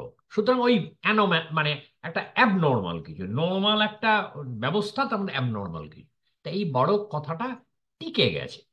এইবারে তুমি দেখো, এটা হচ্ছে আর্টেমিজিয়া জেন্টলেস্কি, 17th সেঞ্চুরিতে খুব দুর্লভ দু একটা মহিলা আর্টিস্টের মধ্যে আহ, একটা মহিলা আর্টেমিজিয়া জেন্টলেস্কি, তার গল্প সাংঘাতিক। সে গল্প নিয়ে বসা যেত, মানে অন্য প্রেক্ষিতে আলোচনা হয়তো কোনো সময় করা যাবে। তার এই যে ভায়োলেন্স, এটা একটা ওল্ড টেস্টামেন্টের গল্প, যে সে হলোফার্নেস বলে এক রাজা সেই অকুপাই করেছে। জুডিথ, সে ঠিক করলো তার জুইশ জুডিথ, এক মহিলা, সে ঠিক করলো রাত্রিবেলা গিয়ে ওকে সিডিউস করবে এবং ওর সঙ্গে রাত কাটাবে। রাত কাটিয়ে তারপর ওকে মারবে। তো রাত্রিবেলা গেছে, সিডিউস করেছে, রাত কাটিয়েছে, তারপরে যখন ও ঘুমিয়ে পড়েছে মদ টদ খেয়ে, তখন ওকে গলা কেটে মধ্যে এবং ওইটা হচ্ছে পাশেরটা হচ্ছে ওর আহ, সহচরী, মেড, দাসী আর কি। তো এই দিয়ে ওই আহ, মাথা কেটে, সেই মাথা সেই বর্ষার মাথায় তাঁবুর বাইরে ঝুলিয়ে মানে রেখে দিয়েছে। তাতে ওর সৈন্য সামন্ত সব বাপড়ে মারে করে দৌড়েছে পরদিন সকালে। মানে জুডিথ নিজের যে পবিত্রতা, নারীর পবিত্রতা বিসর্জন দিয়েছে তার শহরকে, জেরুজালেম, মানে মানে মুক্ত করার জন্য। এইটা কি ব্যাপার। কিন্তু ভায়োলেন্স, এইটা তুমি হাই রেনেসাঁস একটা রেস্ট্রেন্ট আছে, একটা সংযম, কোনো সংযম না বা বড়কে হচ্ছে কিভাবে এই যে তুমি দেখো এখানে এগুলো রক্তটা ফিনকি মারছে যে এইগুলো। আর তারপরে দুজন দেখো of centre, composition of centre, এদিকে এদিকে এরকম বেঁকে আছে শরীরটা, এবং তারপরে হচ্ছে তোমার আহ টেনেব্রিজম। এইটা যদি তুমি দুটোর মধ্যে দেখো, এইটা কিয়ারস্কিউরো বলবো এটা। তার মানে সব, টেনেব্রিজম মানে কিয়ারস্কিউরো, কিয়ারস্কিউরো মানে টেনেব্রিজম হবে, তার কোনো মানে নেই। এইটা আম, দুটোর মধ্যে তফাৎ তোমাকে বুঝিয়ে দিতে হবে না। কোথায় সেই পিরামিড, আর সেই সমস্তটা পরিষ্কার দেখতে পাচ্ছি, কিন্তু তার মধ্যে গ্রেডেশন আছে পাশে, কোথায়? ডান দিকেটা কোথায়? ডান দিকে তোমাকে ড্রামা, একটা ড্রামা, নাটকীয়তা, তোমাকে নাটকীয়তার মধ্যে দিয়ে বুঝতে হবে। সাংঘাতিক রিচ। এবার এগুলো হচ্ছে ইটালিয়ান বারক, কিন্তু এরপরে আবার, মানে এটাও ইটালিয়ান বারক, এটা হচ্ছে ভেনিসের লাস্ট সাপার, তিন তরেত্তর। এটা এটা অয়েল পেন্টিং। এগুলো সবই অয়েল পেন্টিং, বারক ম্যাক্সিমামই অয়েল পেন্টিং। ভেনিসে লাস্ট সাপার দেখো, এখানে লাস্ট সাপার হচ্ছে একটা শুঁড়িখানায়, এই যে জিসাস এইখানে, জিসাস এইখানে, লাস্ট সাপারের একটা একটা শুঁড়িখানা।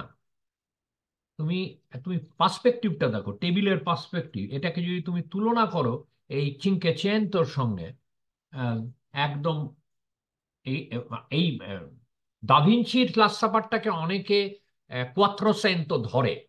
আমি এটাকে চিনকে চেনতোর মধ্যেই ধরছি, 16th সেঞ্চুরি হাই রেনেসান্সের মধ্যেই ধরছি। আহ, তুমি এটার কম্পোজিশন দেখো, এটার কম্পোজিশন দেখো, বুঝতে পারছো ড্রামাটিক চেঞ্জটা কোথায়। আলো ছায়া দেখো, এটার আলো ছায়া যে বললাম ড্যামেজ আছে অনেকটা, কিন্তু এই এই একটা, এই যে ক্যান্ডেল বা কোন ল্যাম্প থেকে আলো বেরোচ্ছে, এটা ভীষণ বড়কের থাক। হ্যাঁ, আর তারপরে ক্যারেক্টারকে সরানো, এইখানে যিশু, তুমি তুমি এগুলোর ফিগার গুলোর পোজ দেখো, এই কিরম বেঁকে এরম এরম ঝুঁকে পড়ে দেখছে, এইগুলো থাকতো না। এখানে আছে, এখানে নেই তা না, এখানেও ঝুঁকে পড়ছে। কিন্তু তুমি দেখো এইটার যে ঝুঁকে পড়ে, এখানে তো যথেষ্ট। এখানে কি যিশু বলছে লাস্ট সাপারে, আজ এই এই আমাদের এই ডিনার শেষ হওয়ার আগেই তোমাদের কেউ একজন আমাকে বিট্রে করবে। এইটা হচ্ছে জুডাস, যে বিট্রে করেছিল। তা ও জাস্ট বলেছে কথাটা। এখন সবাই বলছে কে কে কে, 12 জন যে অ্যাপসল ওর, বলে কে কে প্রভু, আমি আমি আমার। সবাই প্রচন্ড চাঞ্চল্য আছে, চাঞ্চল্য আছে। জুডাস একটু সরে থাকছে।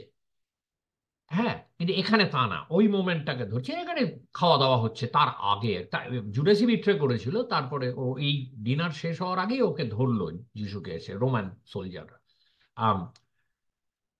দুটোর মোমেন্ট আলাদা, কিন্তু এখানেও অ্যাক্টিভিটি আছে। দেখো এই যে এই হাত এরকম করছে বিভিন্ন রকমের, কিন্তু এটার সঙ্গে তুলনীয় না। আর এই টেনেব্রিজম ওটাকে বাড়িয়ে দিচ্ছে। এটা হচ্ছে নট বারক। আহ, বারকের যে উপাদানগুলো, এই যে অফ সেন্টার কম্পোজিশন, মানে একটা নাটকীয়তা, টেনেব্রিজম, এগুলো কিন্তু ছড়িয়ে পড়েছিল ইটালিতে। এটাকে লেট 16 থেকে আর্লি রেমব্রান তো বড়, ওর যে নর্দার্ন বড়। এই যে নাইট ওয়াচ কি আর বলবো, এগুলো সব আমরা দেখেছি। গাম্ভীর্য দেখো, মানে নাটকীয়তা দেখো, টেনেব্রিজম দেখো, বিভিন্ন অ্যাক্টিভিটি দেখো। আর এই ছবিটা তো খুব কমপ্লেক্স, বিশাল ছবি। এটা নিয়ে আমি অত ঢুকতে চাই না, তাহলে আবার তো এটা অন্য আলোচনা হয়ে যাবে। আমি জাস্ট এই পিরিয়ড স্টাইলটা দেখানোর জন্য যে বারোকের উপাদান কিভাবে কাজ করছে। কিন্তু ইটালিয়ান না, ভীষণভাবে রেমব্রান্ট হচ্ছে ভীষণভাবে ডাচ। এটা হচ্ছে ফ্ল্যান্ডার্স হচ্ছে সাদার্ন নেদারল্যান্ড, যেটা এখন বেলজিয়াম, মোটামুটি বেলজিয়াম ধরো। পিটার পল রুবেন্স, তার আবার সেও বড়, তার আবার স্টাইল রেমব্রান্টের থেকে আলাদা। কি তুমি দেখো কি মোশন, কি মানে বাপরে বাপ। তার আর লুজ ব্রাশ স্ট্রোক, তোমার কনসিকুয়েন্সেস অফ ওয়ার, অ্যালেগোরিক্যাল ছবি। মানে তুমি দেখো এই যে ফিগারটা, এই মহিলার ফিগার, আর এই জামা কাপড় পরা, আর নগ্ন। তুমি দেখো এই যে কালো ড্রেসটা, হাত তো মানে কি, তার রোম্যান্সের হচ্ছে ফোর্স। টেনেব্রিজম ওইরকম ভাবে রেমব্রান্টের মতো না হলো আছে, যথেষ্ট ড্রামাটিক লাইট এন্ড শেড আছে, কিন্তু ওর হচ্ছে গতি। এটা তোমার অনেক বেশি, দাঁড়াও, এটা তোমার অনেক বেশি, এটা মানে গতি মানে কি, লোকজন এদিক ওদিক তাকাচ্ছে, হাত তুলছে এই। কিন্তু এটার গতি হচ্ছে, ওরে বাবা, মনে হচ্ছে যেন সে একটা ওয়েভ, ঢেউ, সুনামি চলছে, গতির সুনামি। তুমি যদি চিনকে চেন তো বাঁদিকে, মিকেলাঞ্জেলোর সিস্টিন চ্যাপেলের লাস্ট জাজমেন্ট, এটা কিন্তু প্রচুর গতি আছে, প্রচুর। এটা বলে, আমি জানি না, রিসার্চ করে দেখিনি, যে মানুষের শরীরের এমন কোনো ভঙ্গি নেই যেটা লাস্ট জাজমেন্টে নেই। সেই যে ভগবান জাজমেন্ট দিচ্ছে, একদল স্বর্গে যাবে, একদল নরকে যাবে, ইত্যাদি আছে গতি। কিন্তু সেই গতির এই রোম না, একটা অন্য ধরনের গতি এগুলো, এই বারোকে। এটাকে বাঁদিকেরটা কিন্তু সেই হাই রেনেসান্সের মধ্যেই পড়ছে। যদিও আমি বারবার বলছি, হাই কথাটাকে আমি মানছি না, আমি কোটেশনে রাখছি। স্কাল্পচার দেখো, বরক স্কাল্পচার, এই যে বের্লিন, আমি দেখিয়েছি এটা আগে। ডেভিড ওই একই, মিকেলাঞ্জেলোর ডেভিড, এটাও ডেভিড। কিন্তু মিকেলাঞ্জেলোর ডেভিডের সঙ্গে তফাৎ দেখো, কিভাবে শরীর বেঁকেই, মানে, এবং মুখের এক্সপ্রেশন দেখো, ঠোঁট চিপে সে ছুটছে গুলতিটা। এখানে আমি বলবো একটা টার্ম দেব, ন্যাচারালিজম। স্কাল্পচারের ক্ষেত্রে কন্ট্রাপস্ট ন্যাচারালিজম। কেন? এটা যদি দেখো, এই মানে এটার আছে, কিন্তু আইডিয়াল এখানে অনেক বেশি একটা মানুষ, এখানে এর মধ্যে আইডিয়ালিজম আছে, তার চুল, তার মুখের গড়ন, এখানে একটা একটা মানুষ, তার একটা একটা আহ, একটা ইন্ডিভিজুয়ালিটি আছে। ন্যাচারালিজমটা বরক স্কাল্পচারে অনেক বেশি জরুরি। আম এটা সাবজেক্টটা হচ্ছে ডেভিড গোলায়াত। ডেভিড সেই অনেক দৈত্যকে মেরেছিল। আহ, কেউ তাকে মানে অজেয়। তখন একটাই তার দুর্বলতা ছিল, তার কপালটা ছিল, কপালে ছিল তার দুর্বল স্পট। সেটা দেবী তখন একটা গুলতি ছিল তখনকার দিনে, চামড়ার মধ্যে, একটা চামড়ার বেল্টের মধ্যে পাথর ধরে ঘুরিয়ে ঘুরিয়ে, খুব পপুলার গুলতি, এরকম ছুড়ে দিত, আর টাইম করে গিয়ে লাগবে। সেইটা দিয়ে ও মেরেছিল গোলায়াতকে। আহ, এটা ওল্ড টেস্টামেন্টের গল্প, তো কপালে লেগে মারাই, মানে ও পড়ে যায়, তখনও মাথা কেটে ফেলে। আহ, তা এখানে হচ্ছে গুলতিটা ছোঁড়ার আগে এইখানে পাথরটা, এইখানে বেলটা, ও লাস্ট যে ভাবছে মিকেলাঞ্জেলো সেইটাকে ধরেছে। আর এটা হচ্ছে ছোঁড়ার মুহূর্তটা, বরকের হচ্ছে গতি, ছোঁড়ার মুহূর্তটা ধরবো আমি, কন্টেম্পলেশন না, একটা ধ্যানমগ্নতা ডান দিকে, বাঁ দিকে হচ্ছে গতি। এটা বড় স্কাল্পচার, পিরিয়ড স্টাইল, মুভমেন্ট বলবো না। এরপর আসছে রকোকো। রকোকো হচ্ছে লেট 17 থেকে লেট 18, মানে 1600-এর শেষ থেকে 1700-এর মাঝামাঝি পর্যন্ত রকোকোতে হয়ে গেল আবার খুব একটা খেলার ছলে এলিগেন্ট একটা ব্যাপার, ম্যানারিজমেরও মতো না, এটা আরো। আর এখানে বিষয় হয়ে উঠলো, যেখানে টার্মটা তোমাদের দিচ্ছি, ফেত গলত। ফেত গলত হচ্ছে ওই মানে আউটডোর অ্যাক্টিভিটি, পার্টি হচ্ছে একটা মানে প্রমোদ, আহ, ইয়ে আহ, প্রমোদের অ্যাক্টিভিটি। তখন ফরাসি রাজতন্ত্র এত অবক্ষয়ী হয়ে গেছে এই 18 সেঞ্চুরিতে ঢোকার মুখে, তাই কিন্তু পরে তো 80 বছরের মধ্যে রেভলিউশনটা হলো, যে তখন ফরাসি রাজতন্ত্র এবং তার আশেপাশে যে অ্যারিস্টোক্র্যাট, তারা যা মনে করতো করতো। এবং রকোকো স্টাইলটা ডেভেলপ করেছিল। এই এই যে রকোকো, এটা স্টাইল পরিষ্কার, এখানে আমি স্টাইল বলছি এগুলোকে, এগুলো সব বারোক, চিনকে চিনতে সব, কারণ এগুলোকে তো আমি ভিজুয়ালি পারসেবল, আমি তো দেখতে পাচ্ছি এগুলো, কিন্তু মুভমেন্ট বলবো কিনা সেটা হচ্ছে ব্যাপার। আমি মুভমেন্ট বলছি না। রকোকো স্টাইলটা ভীষণ পপুলার তখন, ছবি কিনতো, এই ধরনের ছবি কিনতো এরা। তুমি দেখো এখানে এই সব ওই আহ, আর তার মধ্যে সেক্সুয়াল ব্যাপার তো ছিলই একদম। সেই তুমি কম্পোজিশন দেখো, এরম চলে যাচ্ছে, উঠে যাচ্ছে চোখ, এখানে সব আহ, অল্প বয়সী মেয়ে, আহ, নগ্ন, এগুলোর মধ্যে অনেক প্রবলেম আছে ইয়ে। তারপরে তুমি যদি রং দেখো, পিঙ্ক আছে, মভ আছে, এই অনেকটা ম্যানারিজদের মতো, কিন্তু ম্যানারিজদের মতো আর অদ্ভুত একটা কুয়াশা ব্যবহার করতো কেউ, একটা সবকিছুর মধ্যে একটা নরম, ওই যেটাকে আমরা আজকে বলি আই ক্যান্ডি, আই ক্যান্ডি, এইটা ভীষণ পপুলার হয়েছিল প্রায় 100 বছর। আহ, এইটা দেখো, সব বিরাট আর্টিস্টদের মধ্যে ছিল জন অনরে ফ্রাগোনার। কিন্তু ফ্রাগোনারের কেরিয়ারের মধ্যেই রকোকো চলে যেতে থাকে। এটা দেখো দ্য সুইং, এই মহিলা গাছে দোলনায় দুলছে, আর এই লোকটা এখান থেকে, তখন ফ্রেঞ্চ মহিলারা আন্ডারওয়্যার পরতো না, তুই বুঝতেই পারছো তাহলে, বারবার এ দুলে আসছে আর এ পোশাকের ফাঁক দিয়ে এখানে দেখছে। এখানে এই কিউপিড চুপ বলছে যে এটা একটা স্ক্যান্ডাল, এটা আর এইখানে একটা বুড়ো লোক এটাকে ঠেলছে, মানে পুরো জিনিসটার মধ্যে একটা খুব ডিবচড একটা ব্যাপার আছে, যৌনতার খুব একটা পারভার্ট জায়গা আছে। আর এখানে তুমি সেই ফ্রাগনারের একটা বিশাল দক্ষতা ছিল এই ধরনের ল্যান্ডস্কেপ তৈরি করে। দেখো কিভাবে পিঙ্ক, মভ এগুলোকে দিয়ে কুয়াশার মতো একটা ল্যান্ডস্কেপ, সবকিছুর মধ্যে একটা খুব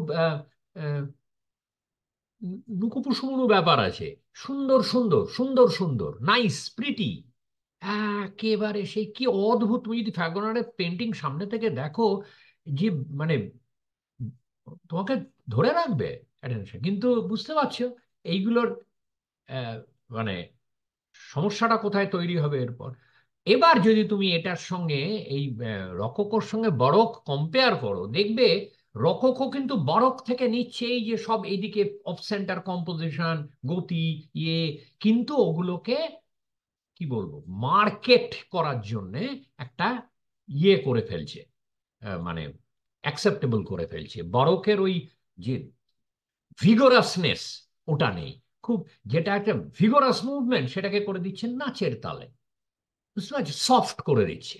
এগুলো কিন্তু বরফ থেকে আসছে সব। এই যে টেনেব্রিজম ছিল সেটাকে ওই টেনেব্রিজমে কাটা আলো ছায়া না করে, কিন্তু এখানে দেখো এটা টেনেব্রিজম থেকে আসছে, এখানে এই আলো ছায়া এগুলো কিন্তু সফট করে দিচ্ছে, ব্লেন্ড করে দিচ্ছে।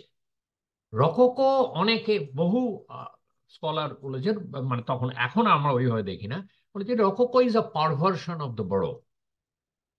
তখন বরফ হয়ে গেছে যখন তো এটা বলছে, ধরো 20th সেঞ্চুরির প্রথমে, আজ আজ থেকে 100 বছরে, তখন বরফটা হয়ে গেছে একটা বিরাট ব্যাপার। কিন্তু বারক কথাটার মধ্যে কিন্তু আছে যে অ্যাবনর্মাল, মাথায় রেখো। অলরাইট। স্কাল্পচার, এদিকে আমি বরক দেখাচ্ছি, এদিকে রককো। দেখতে রকক মানে একটা প্লেফুল আর একটা খুব শ্যালো ব্যাপার আছে। এই দুটো মিথোলজিক্যাল ফিগার যৌনতায় মেতেছে, প্লেফুল। এটা ডান দিকে একটা রককো স্কাল্পচার। এবার আসছে এই রকোকোটাকে দেখা হতো ফ্রান্সে বিপ্লবের সময় আহ একটা অবক্ষয়ী সময় হিসেবে রকোকো পেন্টিংকে দেখা হতো। এটা থেকে দ্রুত, দ্রুত না, অষ্টাদশ শতকের শেষে গিয়ে এটা চলে যাবে নিও ক্লাসিসিজম, নব্য ধ্রুপদী। এটা হচ্ছে ফ্রেঞ্চ রেভলিউশনের আশপাশ থেকে হচ্ছে। এটা থাকবে তোমার 19th সেঞ্চুরির প্রথমের দিকে থাকবে, তারপরে মাঝামাঝি গিয়ে এটা একটা কোনো মানে অর্থহীন জায়গায় চলে যাবে। সেখান থেকে আমরা আভাঙ্গার্ড যে মুভমেন্ট গুলোর জন্ম দেখছি। এটার কি হলো, ওই কোন রকম ওই প্লেফুল মিষ্টি মিষ্টি ব্যাপার না। And এখানে এই যে টার্মটা যেটা দিচ্ছি, এটা হচ্ছে গ্র্যান্ড ম্যানার। গ্র্যান্ড ম্যানার তখন মানে আর্ট, আর্ট কলেজ, আর্ট একাডেমিতে এই পরিবর্তনগুলো আসছে। গ্র্যান্ড ম্যানার হচ্ছে তোমাকে কতগুলো রুল। সেটা হচ্ছে, এক হচ্ছে পেন্টিং এর যে জনরা ছিল বিভিন্ন, landscape, portrait, still life, religious painting category, তার মধ্যে সবচেয়ে ওপরে থাকবে হায়ারার্কি অফ জনরাস। সবচেয়ে ওপরে হায়ারার্কিতে থাকবে হিস্ট্রি পেন্টিং। এইটা হচ্ছে হিস্ট্রি পেন্টিং। এখন তুমি বললে এটা হিস্ট্রি, এটা কি বিষয়টা হতে, এটা হিস্ট্রি পেন্টিং একটা, দুই হচ্ছে হিস্ট্রির বিষয় হতে হবে রোমান, গ্রিক, বা আরো ভালো হয় রোমান হিস্ট্রি। এখন তুমি বলবে এটা তো রোমান গল্প, একটা রোমান আমি আর এই গল্পটার মধ্যে যাচ্ছি না, মানে খুব দারুণ গল্প। একটা পরিবারের অন্য পরিবারের সঙ্গে ওই রোমিও জুলিয়েটের মতো ক্ল্যাশ। তারা লড়তে যাবে, বাবার কাছ থেকে শপথ নিচ্ছে, তিন ভাই, এদিকে তাদের বউ বোন সব কাঁদছে এটসেট্রা। তার মধ্যে আবার ওই রোমিও জুলিয়েটের শেক্সপিয়ারের এগুলো এখান থেকে এসছে। যে এই যে বোন, ডান দিকে বোন, এ আবার ওই যে রাইভাল যে তিন ভাই, ওটা আরেকটা ফ্যামিলি, তাদের যে সঙ্গে যে লড়তে যাবে, তার একজনের বাগদত্তায়, তার সঙ্গে একজন বিয়ে হবে। তা ওরা কাছে, আর এ হচ্ছে এদের একজনের বউ এটসেট্রা, যে বাচ্চা মানে নার্স, এই মানে তোমার পরিচারিকা, একে বাচ্চাগুলোকে নিয়ে রয়েছে। এটা যে গল্প, এখানে একটা হিস্ট্রি কি আছে, এটা তো গল্প এসছে। হ্যাঁ, হিস্ট্রিকে ওইভাবেই দেখা হতো তখন। এটা হচ্ছে হিস্ট্রি পেন্টিং। আচ্ছা, স্টাইলিস্টিক্যালি, ওরে বাবা, তুমি দেখো স্টেজ সেটের মতো। ওই কোথায় তোমার সেই বারোক আর রকোকোর ইয়ে। রকোকো তো দূরের কথা, বারোকের মতোই নয়, সমস্ত সেন্টার্ড। আবার সেই পিরামিড ফিরে আসছে, যার তিনটে আর্চ, তিনটে গ্রুপ, এখানে এই যে তিন ভাই বাবা আর এই মহিলা, তিনটেকে ফ্রেম করছে। আলো ছায়া একদম মাপা, কোথায় আলো পড়ছে কোথায়। এই তুমি এখানে দেখো ডায়াগোনাল গুলো, বর্ষা, এই পা, এদিকে মানে দেখো লাইনগুলো, তুমি যদি লাইন টানো উপর দিয়ে একদম, এদিকে একটা আছে ডায়াগোনাল আছে, কিন্তু ভীষণ সংযত, অসম্ভব সংযত ডায়াগোনাল। আর এখানে দেখো মেঝে একেবারে টাইল দিয়ে দিয়ে তোমার একদম মানে ধাপে ধাপে ওই আবার ফিরছে। ওয়ান পয়েন্ট পার্সপেক্টিভের একেবারে মেটিকুলাস প্রয়োগ, কিন্তু অন্য রকম চিঙ্কে চেন্তা। এটা নিও ক্লাসিসিজম, পিরিয়ড স্টাইল, বহুদিন প্রচন্ড প্রভাবশালী ছিল। মুভমেন্ট বলবো কিনা আমি জানি না, এটা একটা যুগ ধারা আমি বলবো, স্টাইল ধারা। আরেকটা জিনিস বলে রাখি, স্টাইল কথাটাকে আমি স্টাইল বলবো। এখানে আমি স্টাইলের বাংলা হচ্ছে কলম। কলম মানে যে লেখার কলম, হ্যাঁ, কারণ গ্রিকে আহ, কলমকে বলা হতো স্টাইলাস। স্টাইলাস মানে কলম গ্রিকে, যার জন্য আজকে ট্যাবলেটে দেখবে ডিজিটাল যে, ওটাকে স্টাইলাস বলা হয়। ওইটা থেকে স্টাইল এসছে। স্টাইল মানে কলম, লেখার যে এক একজনের এক এক রকম, এই জায়গা থেকে স্টাইল, সেটাকেই নিয়েছে ইংরেজিতে। আমি ওই কলম বলতে রাজি নই ভাই, ওটা ওই উদ্ভট শোনায়, আমি স্টাইলই বলি। তা এই স্টাইলের দিক থেকে নিওক্লাসিসিজম ভীষণভাবে আহ, আহ, মানে প্রভাবশালী ছিল। কিন্তু যুগধারা বলবো আমি এটাকে, মুভমেন্ট বলতে আমার অস্বস্তি আছে। এই যে ডেথ অফ সফটওয়্যার। আর ইয়ে হবে তোমার, পেন্টিং গুলো বড় বড় হতে হবে, এগুলো সব রুল গ্র্যান্ড ম্যানারের আন্ডারে। তোমার ডেথ অফ সক্রেটিস, সক্রেটিস বিষ খাচ্ছে, তার সেই শিষ্যরা এ করে, মানে একদম সব, মানে এই যে তোমার মাটির তলার যে কারাগার, সেখানে লাস্টে ওর ওর আহ, পরিবার টাটা করে চলে যাচ্ছে, এখানে সবাই কাঁদছে সব, বুঝতে পারছো একেবারে। এবং তোমার শরীর হবে গ্রিক রোম্যান স্কাল্পচার থেকে নেওয়া। ওই যে কোনো এলেবেলে লোকের ইয়ে করলে চলবে না, শরীর করলে চলবে না। হ্যাঁ, এগুলো মডেলই তো দাঁড় করা তো, কিন্তু ওদের মাথায় মডেল, অ্যাকচুয়াল ভেতরে মাথায় ছিল তোমার ওই যেগুলো ইটালিতে বা গ্রিসে যেসব তখন তো আবিষ্কার হচ্ছে ধ্বংসাবশেষ, অনেকগুলো তো মাটির তলায় ছিল, সেইগুলো ওরা স্টাডি করতো। সবচেয়ে বড় একাডেমিতে প্রাইজ ছিল ফ্রেঞ্চ একাডেমিতে, ফি দ্য রোম। ফি দ্য রোম হচ্ছে রোম প্রাইজ। এই রোমে গিয়ে তুমি স্টাডি করবে। এই দাভিদ সেটা করেছে, দাভিদ হচ্ছে ফ্রেঞ্চ রেভলিউশনের সবচেয়ে, ওই সময়টা সবচেয়ে বড়। তুমি দেখেছো কিরকম অ্যারেঞ্জ, তুমি যদি বারোকের সঙ্গে তুলনা করো, তুমি দেখো রকোকোর সঙ্গে যদি তুলনা করি, কোথায় এটা হচ্ছে রকোকোর চূড়ান্ত শত্রু, নিও ক্লাসিসম, আবার সেই গাম্ভীর্যকে ফিরিয়ে আনা, পিরিয়ড স্টাইল স্কাল্পচার, নিও ক্লাসিসম, হিরোইক। স্কাল্পচারে কিছু তোমার জর্জ এটাই আমেরিকায় গ্র্যান্ড ম্যানার কথাটা স্কাল্পচারও দেওয়া যায়। জর্জ ওয়াশিংটন স্কাল্পচার খুব হিরোইক, সেটা গ্রিক রোম্যান না, কিন্তু গ্রিক রোম্যান ভাবে দাঁড়িয়ে আছে, অ্যান্টিকুইটির একটা হিরোর মতো দাঁড়িয়ে আছে জর্জ ওয়াশিংটন। এটা হ্যাঁ, তুমি যদি এটার সঙ্গে রকোকোর স্কাল্পচারের তুলনা করো, ওরে বাবা, কোথায় যে কোনো মানে সঙ্গে মানে ফ্রিভলাস, চপল একটা ব্যাপার সেখান। এটা পিরিয়ড স্টাইল আমি বলবো। এটা আমার কাছে পিরিয়ড স্টাইল যুগধারা। আমি একটা মাথায় জাস্ট ঝপাং করে ভাবলাম যুগধারা হয়তো ভালো ঠিক মতো অ্যাপ্রোপ্রিয়েট না। বেসিক্যালি এগুলোকে আর্ট মুভমেন্ট আমি বলতে আমার আপত্তি আছে। আচ্ছা, এবার একটা কথা বলি, ওগুলো আমার দেখানো হলো। আর্ট মুভমেন্ট ইজ এসেনশিয়ালি, আমি বলবো আর্ট মুভমেন্ট, আমরা যেভাবে আর্ট মুভমেন্টকে বুঝি, is essentially a modern western phenomenon, 19th-20th century. এটা একটা। এইবারে আমি আর্ট মুভমেন্টস এর মধ্যে দু রকম মুভমেন্ট বলবো। এই যে বললাম স্টাইলটা আগে তো ডিফাইন করলাম, স্টাইল বেসড মুভমেন্ট, তার মধ্যে আমার এই লিস্ট, বুঝতে পারছো কেন সময় লাগবে। আমি এই লিস্ট দুটো দুটো কলামে দিয়েছি তুলনা করার জন্য না, জাস্ট জায়গা ছিল না বলে। এই হচ্ছে স্টাইল বেস মুভ। এর মধ্যে আমি একটা জিনিস বলে দিই, কিছু দেবে এম আছে। এম হচ্ছে যে মুভমেন্ট গুলোর পরিষ্কার ম্যানিফেস্টো ছিল, ইস্তাহার, যে মুভমেন্টগুলোর ইস্তাহার ছিল সেইগুলোকে আমি এম দিয়েছি। আর কিছুতে দেখবে অ্যাস্টেরিস্ক দিয়েছি, স্টার দিয়েছি, এগুলো সব লাস্টে রেখেছি।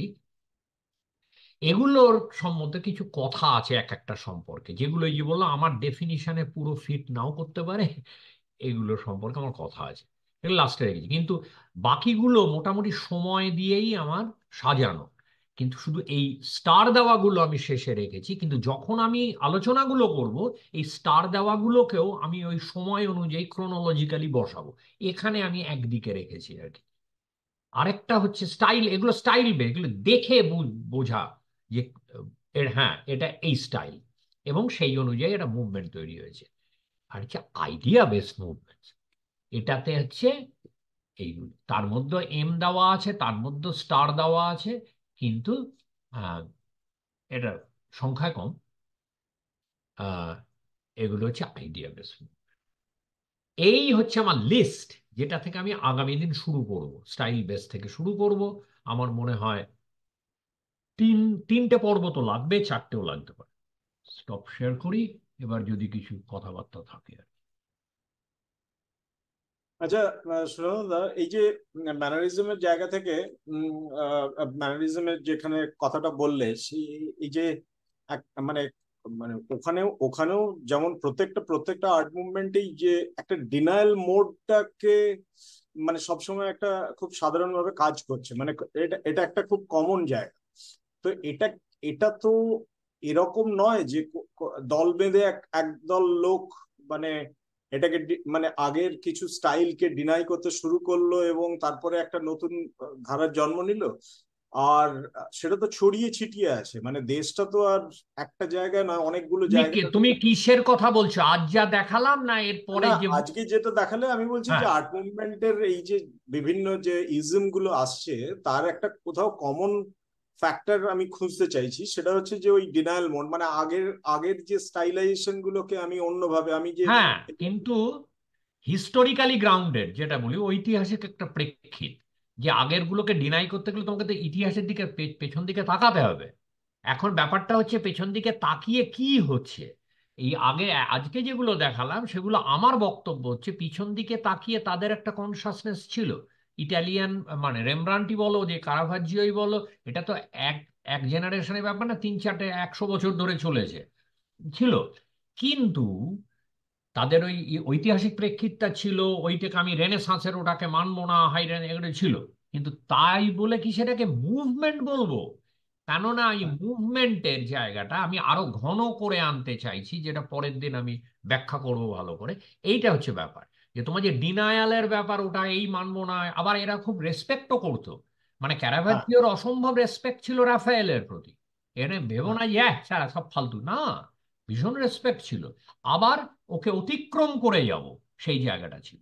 এখন এই যে বারোক, ধরো বারোকের ক্ষেত্রে যে এই যে সচেতনতাটা ছিল, সচেতনতাটা ছিল, কিন্তু সেই সচেতনতা থাকলেই আর্ট মুভমেন্ট কি হবে? ঐতিহাসিক প্রেক্ষিত থাকলেই কি আর্ট মুভমেন্ট হবে?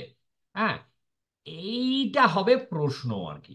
আমি যেটা প্রপোজ করছি যে এগুলোকে আমরা সাধারণত মানে আর্ট হিস্ট্রির চর্চায় কেউ কেউ বলতে পারে, আমি বলি না, এগুলো যেগুলো আজ দেখালাম আর্ট মুভমেন্ট। কেউ কেউ নিও ক্লাসিক্যালকে মুভমেন্ট বলে, কারণ নিও ক্লাসিক্যাল একটা কনসাস রকোকোকে বাতিল করব বলে তৈরি হয়েছিল।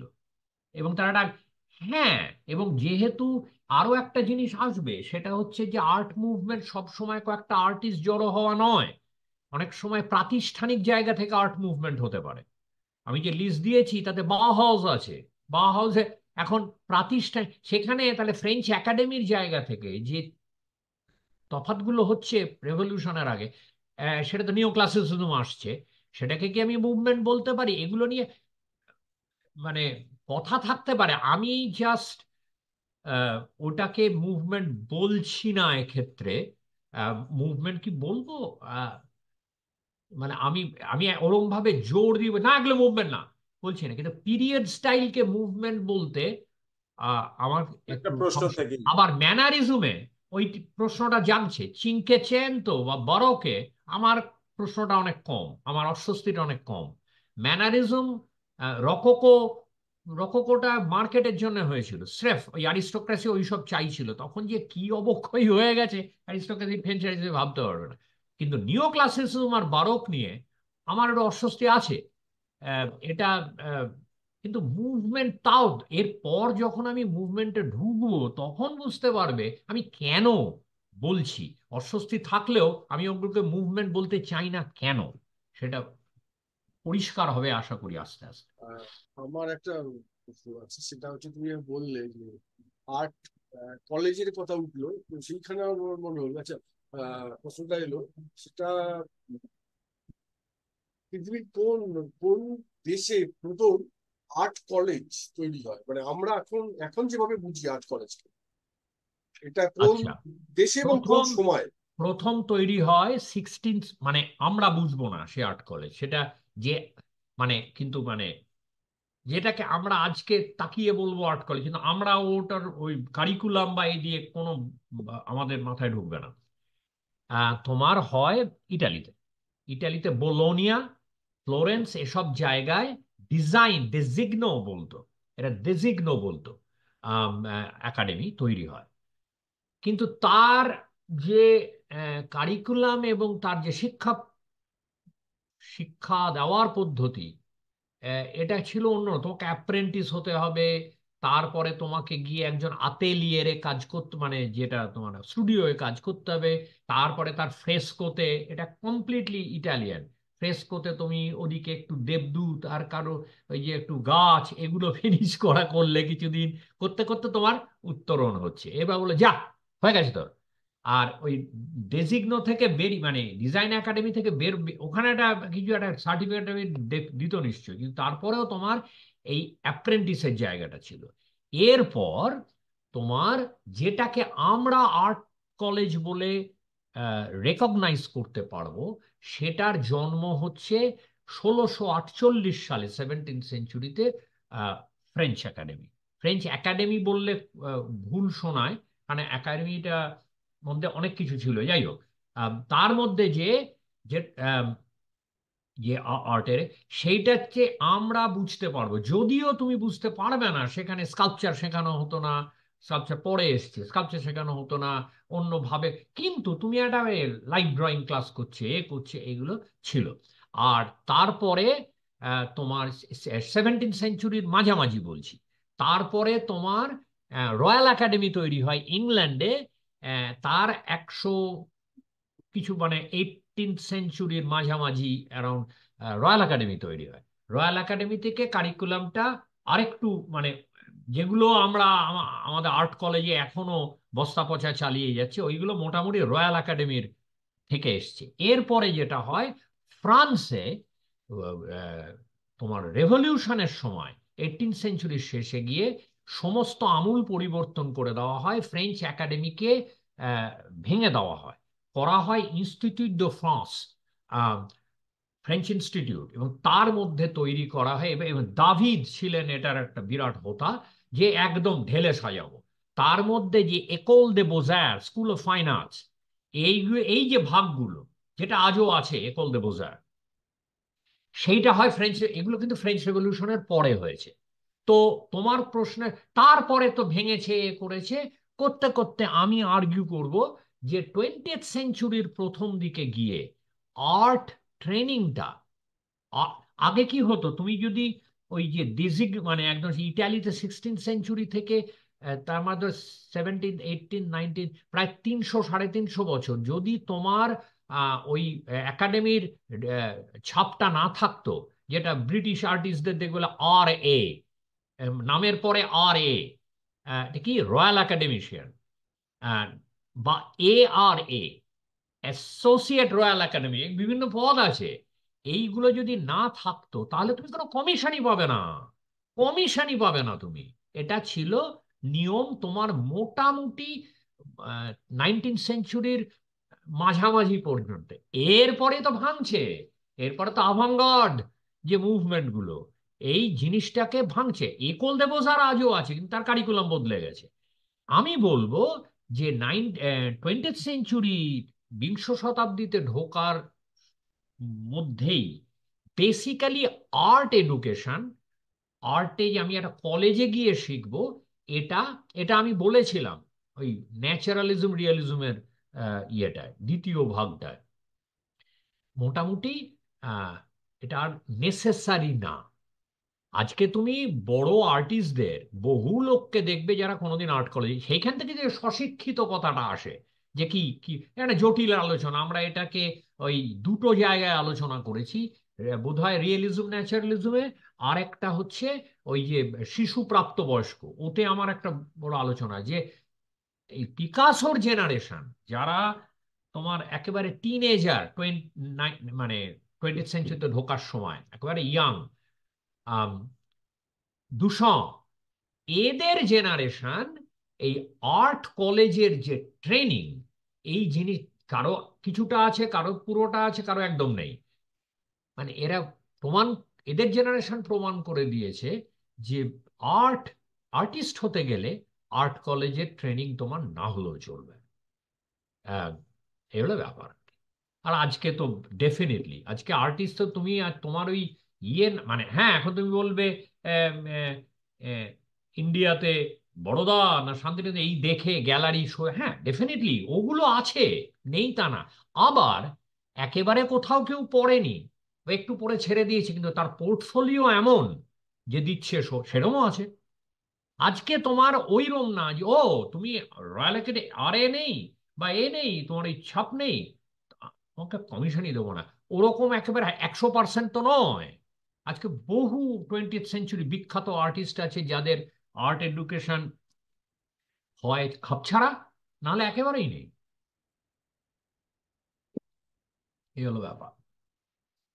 তা আমাদের মোটামুটি তোমার প্রশ্নের উত্তরে আবার বলি যে আমরা যেবারে রেকগনাইজ করতে পারবো আর্ট কলেজ বলে, সেটা মোটামুটি 17th সেঞ্চুরির মাঝামাঝি থেকে ফ্রেঞ্চ একাডেমি মোটামুটি, তারপরে রয়্যাল একাডেমি তার 100 বছর বাদে। আহ তাও তোমাকে কারিকুলাম দেখালে তোমার মাথা খারাপ হয়ে যাবে, কি করাচ্ছে।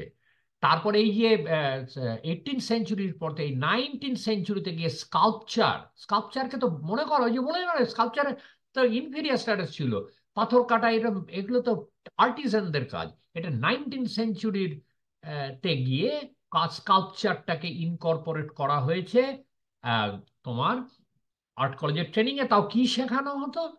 পরিষ্কার টেকনিক, কাস্টিং কার্ভিং, আর হচ্ছে কিসের জন্য মানে কাজটা কি, কমেমোরেটিভ স্ট্যাচু।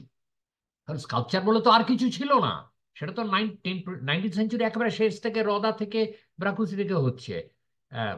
স্কাল্পচার তো ছিল কমেমোরেটিভ স্ট্যাচু, সেটা শেখানো শুরু হলো 19th সেঞ্চুরিতে। এর মধ্যে আমি যেটা যেটা গোদা গোদা ভাবে বললাম। এবার তুমি এই যে ইউরোপে আর্ট এডুকেশনের যে পরিবর্তন, তারপরে আবার দেশ আছে জার্মানিতে, সব তো একরকম না, কিন্তু মোটামুটি একটা কনসিস্টেন্সি আছে। এটা যদি তুমি মানে ডিটেল দেখো, অনেক কিছু তুমি আহ, মানে ইন্টারেস্টিং ব্যাপার দেখতে পাবে। এটা জটিল টপিক, আমরা পরের দিন তাহলে ওইটা লিস্টটা নিয়ে শুরু করব এবং ইয়ে ওখান থেকে এগোবো লিস্ট নিয়ে। ঠিক আছে, তাহলে চলো আজকে হলো, আমরা ঠিক আজকে শেষ করি। আমরা পরের দিন এই আর্ট মুভমেন্ট গুলোর একটা একটা করে ঢুকবো। Alright, good night. Good night.